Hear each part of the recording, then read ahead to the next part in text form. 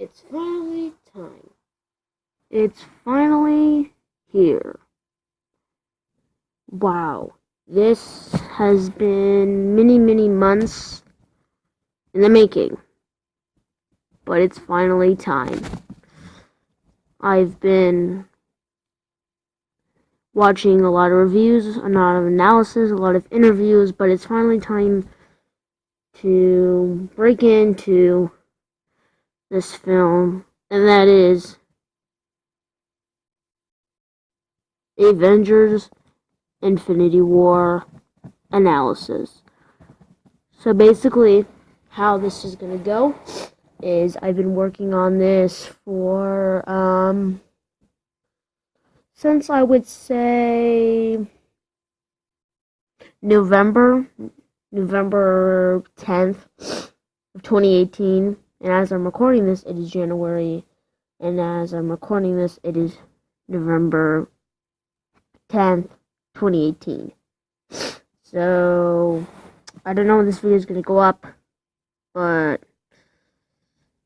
here we go. Let's dive into this. This has been a long project, and I'm finally recording it. So, this is the Avengers Infinity War analysis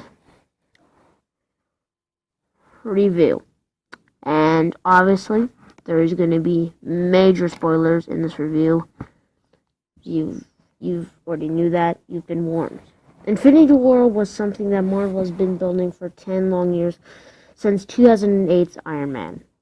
It's been really high, low, and it finally came out. And a lot of people were hyped for it, and me, myself included. I'm a big Marvel guy, so let's talk about it. So let's start the analysis of Avengers Infinity War. Let's talk about it. Dread it. Run. So basically how this analysis is going to go is basically I'm just going to tell you guys, talk about Avengers Infinity War from the beginning, and if everything kind of sound weird, if the audio is kind of weird, I am recording this on a different day. The last clip you saw I recorded on November 10th, 2018. It is now November 13th of 2018, so I guess I waited a couple days, but it took me a long time to write down the script. So without further ado, let's get into, I guess, the beginning of this film. And this movie did finance well, box office well, amazingly. It doesn't have the best Rotten Tomatoes score. It is an 84 on Rotten Tomatoes, and I feel like it deserves 100. That's probably biased because I love this film so much, and I love these characters, and I love this universe, but literally, this deserves 100% on Rotten Tomatoes. So let's talk about the opening. A lot of people have gave theories and speculations just about this first 5 minutes of an opening. And you know a movie has done something right if people are speculating and analyzing your first opening scene, and I have. When I watched this first opening scene, I've analyzed it shot by shot, frame by frame. Obviously, the Asgardian ship has been taken down by Thanos at the end of Thor Ragnarok. So, basically, this entire ship is being thrown, and a lot of people have talked about that this opening shows how dark this film will be. Now, this is a very dark film, yes, but it's not as, I would say, people say it's the darkest superhero movie ever, at least turned to PG-13 rise. I think The Dark Knight is still darker, but overall, this is such a fantastic opening. People have speculated about the death of Loki. Now, this will probably be a whole separate video about my theories about Loki's. But overall, this film has an awesome opening. We learn a lot about Thanos, and Thanos he got the Power Stone because he destroyed Xandar, and now he has the Tesseract from Loki. And Loki dies. A lot of people are like speculating this entire opening like it's something super, super great, and it is. It's a great, very, very great opening. Chris Hemsworth's acting is fantastic in this. The best movie, in my opinion, he's been as Thor. Such a fantastically well put together performance. It's just so good, so great. When Loki dies, it's such a powerful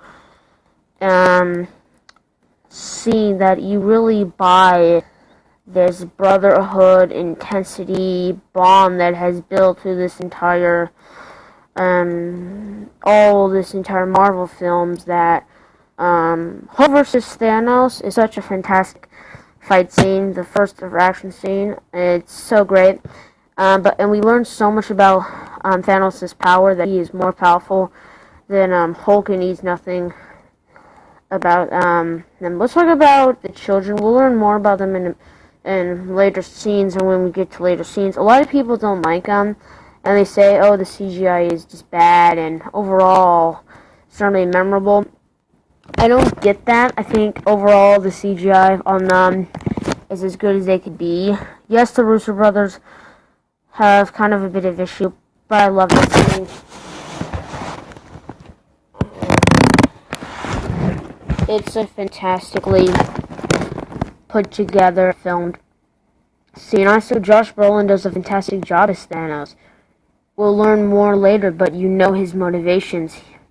And that's why I think he's the best MCU villain, or he's up there with Heath Ledger's Joker. He's such a fantastic villain.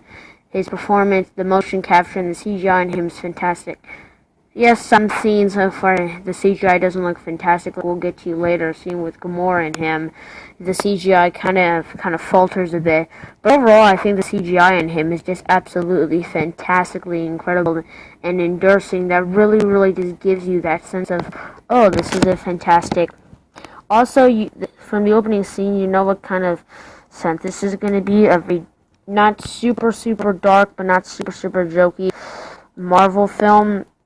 And then Heimdall ends up dying as well. Loki ends up dying. And Hulk ends up getting sent to Earth by Heimdall, and the thing gets destroyed. Then Hulk smashes through the areas with Doctor Strange, and Doctor Strange we'll get to later. It's fantastic in this movie, and then Thanos is coming, doing that big opening, epic, just all out music, which is fantastic.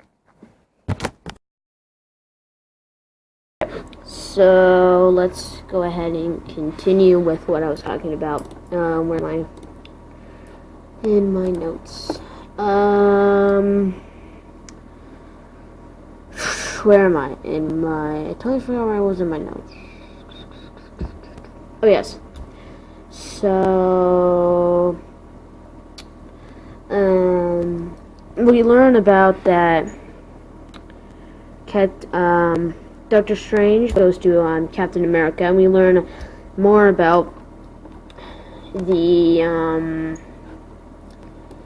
Infinity Stones in the film, which is probably one of the most interesting things in the entire MCU, in my opinion. There it is.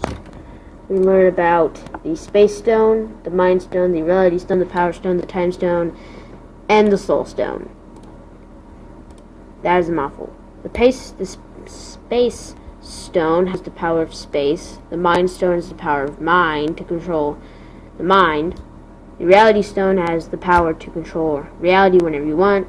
The Power Stone is, well, the Power Stone to control all power. The Time Stone controls times, and the Soul Stone, well, in this film we learned that the Soul Stone is Kodrak's soul. We learned that the Space Stone was in Thor, Captain America, in the first Avengers film. The Mind Stone was in the Avengers, the Winter Soldier, Age of Ultron, and Civil War. The Dark World, Guardians of the Galaxy, Doctor Strange, but the Soul Stone is nowhere to be found. And this is what, to me, interests me the most. Watching this film, you know you're going to get some cool reality backlash. That's just going to happen. With these stones, it just is an incredible achievement. And that's what I love so much about Infinity War. It sets up these stones as something that could actually physically happen, and probably will happen. I'll probably make a separate video talking about the stones, but overall we learn about the stones, and then we get Spider-Man in the picture, and that's just. It's just incredible that we finally get Spider-Man into the picture of this universe, and I love Tom Holland in this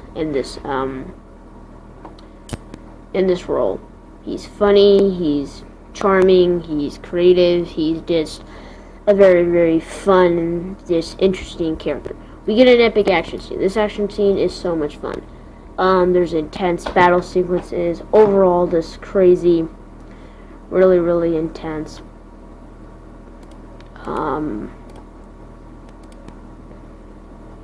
things happening in this movie that really should happen.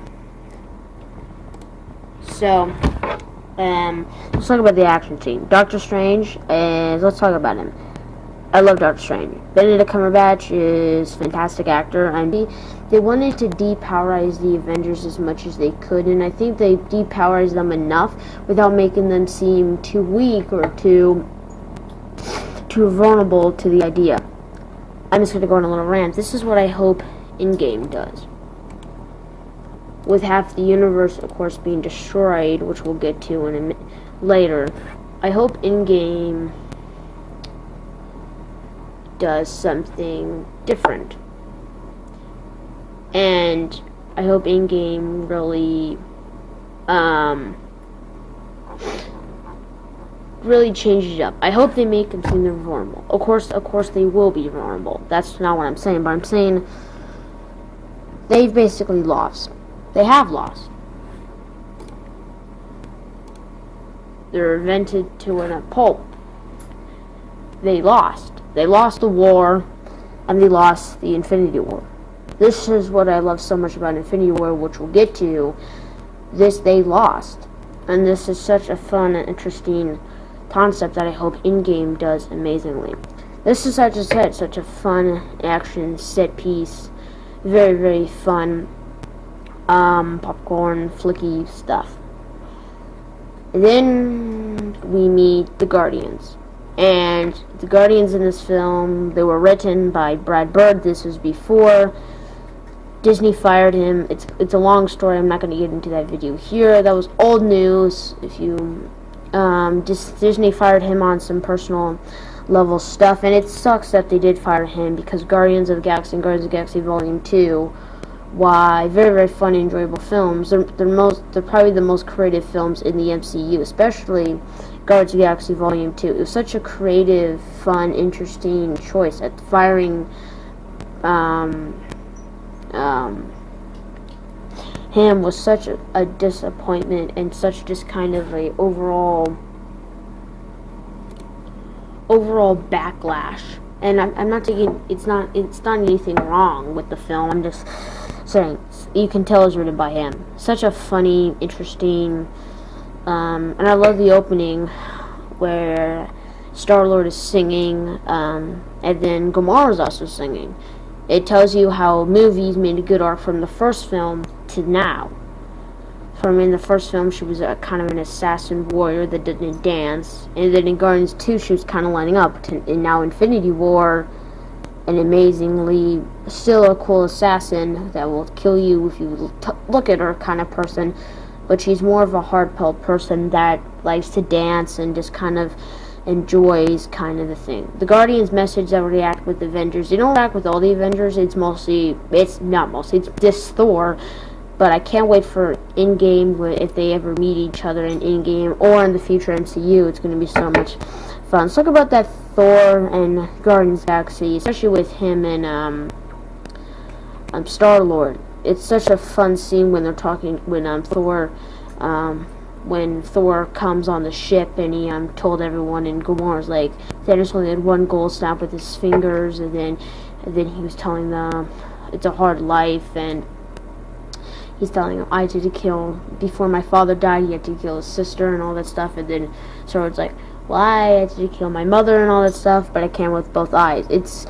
It's such a fun scene, but this is not a nitpick. This is just something I thought. It is very dramatic scenes, Thor and in Guardians. So it's kind of weird that they use it as jokes, but it does work the film, and it does kind of give a national edge to the Guardians. So then we split up our two heroes. Thor, Rocket, and Groot go with Thor to Nimormir to get the Stormbreaker, which we'll talk about later. And they go to nowhere. So the Guardians are into nowhere, and they're in this amazingly cool and just such an awesome place. And we meet that Thanos, and then Gamora comes down and she stabs him. And then the CGI doesn't great, but he actually got the Reality Stone, and that was reality. And also, I didn't mention this, but there's also this amazing scene with Star-Lord and Gamora that she knows something that will kill, which we actually eventually learn more, that she actually knows about the Reality Stone, that she knows about everything, and the Reality Stone, and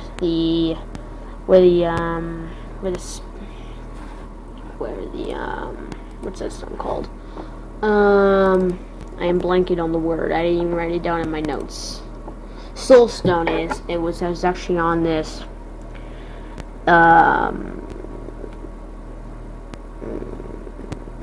What is that word?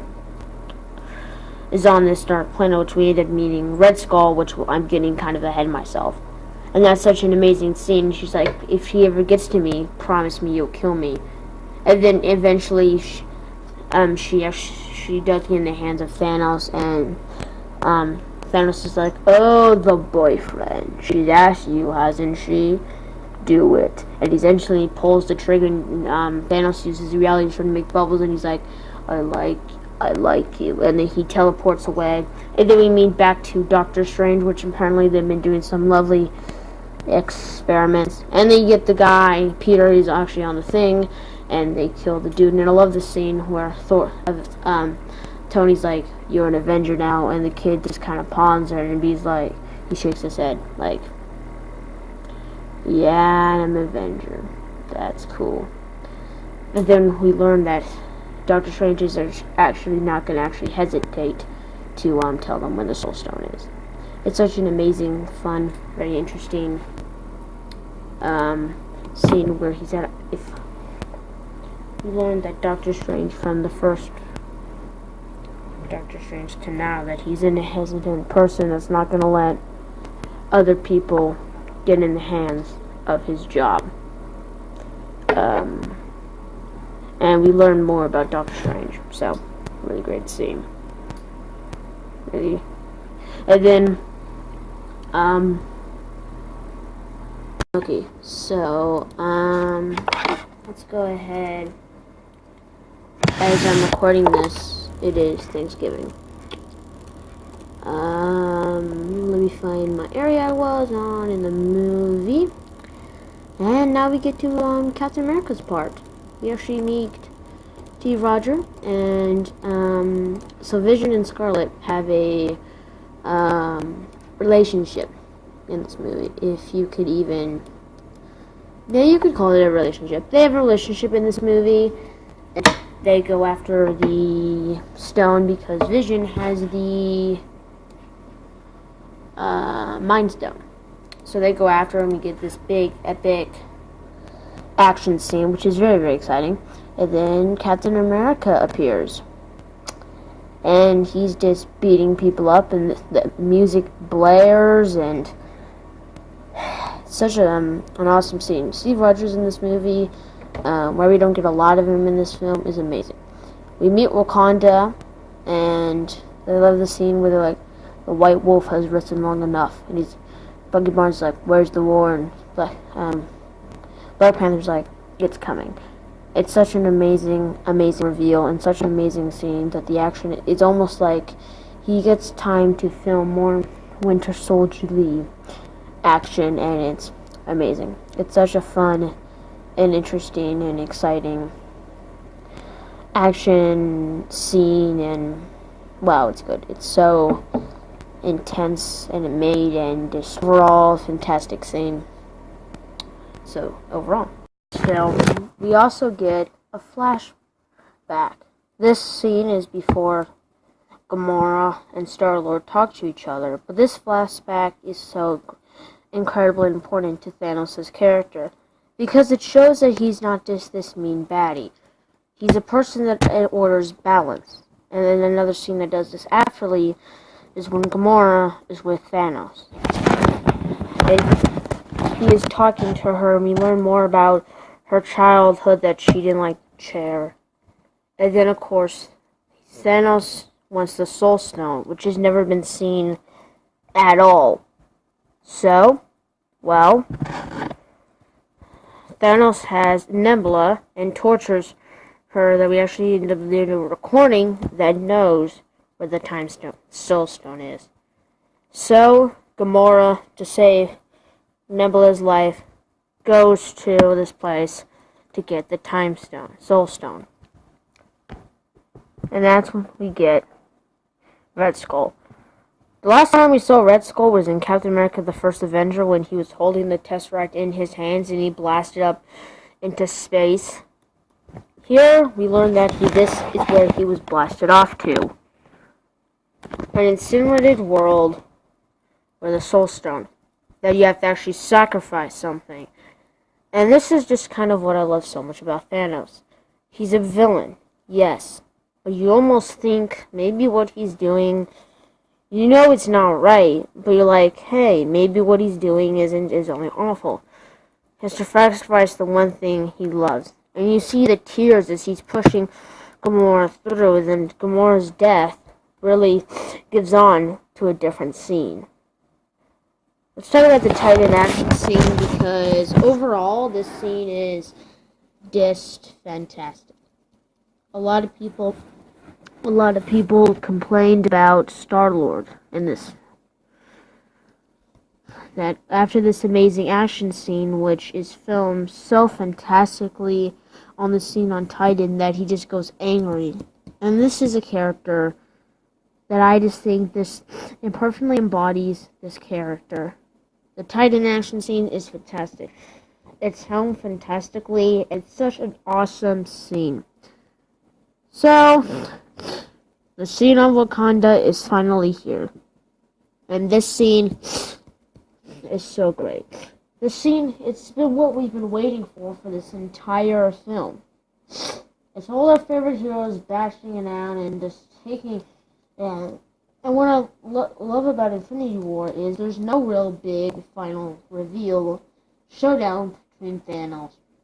We did some of them with Iron Man when he almost dies and Doctor Strange reveals the time stone, and all he needs is Vision's stone, which they're actually going to go to Wakanda and destroy. This big open reveal, and Wanda has to go in and destroy it. Very powerful scene, and Thanos ends up getting the stone and the snap, and ends up wiping half of the world, and he wins. Infinity War is once again a fantastic movie, with so many no problems that I can really pinpoint that are dangerous. I love this film to death. And of course, I'm going to give Avengers Infinity War an A+. Thank you guys so much for watching this video, and I'll see you guys next time. Bye-bye.